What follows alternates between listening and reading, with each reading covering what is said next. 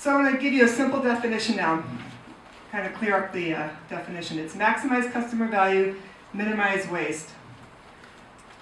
And the customer is important. We all think of the customer in medicine as this person here, your patient, but sometimes you're the customer. Sometimes it's your front desk staff. Sometimes it's your MAs. It's whoever is the recipient of that process. Value is something that the customer wants and is willing to pay for. You don't always pay for that item or that thing or that service with money, but you're willing to pay for it in some way. And waste, anything that adds cost or time without adding value.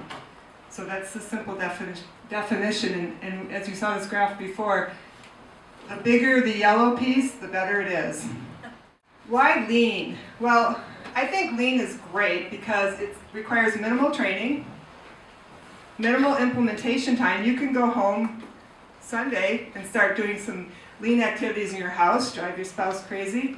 I've done it. You can also go to your office on Monday and implement some things. It has broad application. There isn't one area of your organization where you can't do some form of lean using one of your tools. And it affects all of your areas. So patient safety, employee satisfaction, patient satisfaction, clinical outcomes, and most importantly in some organizations is your bottom line. Right, if you're convinced, how do you start? Number one, define your team. We just talked about that a lot this morning.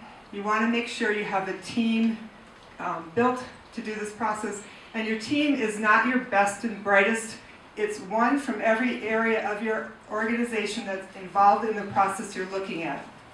So if you're looking at your spouse's tool room, your spouse better be involved. If you're looking at your patient process for maybe patient check-in, you want to have your front desk person, you might want to have a billing person, you definitely want to have a physician or some primary provider, you want to have a nursing staff and whoever else might be involved in that process of the patient visit. We talked about engaging your leaders, that's critical. If you don't have your leaders involved, you will not make any progress. You can have a physician champion if you have, somebody had a question before, my leadership doesn't want to do this, I don't know how to get them engaged. Physician champion can do it and they just have to be really annoying and talk about it a lot. And then you want to evaluate your processes. So where you start is with that roadmap, creating where you are so you can find your waste and then create where you want to be.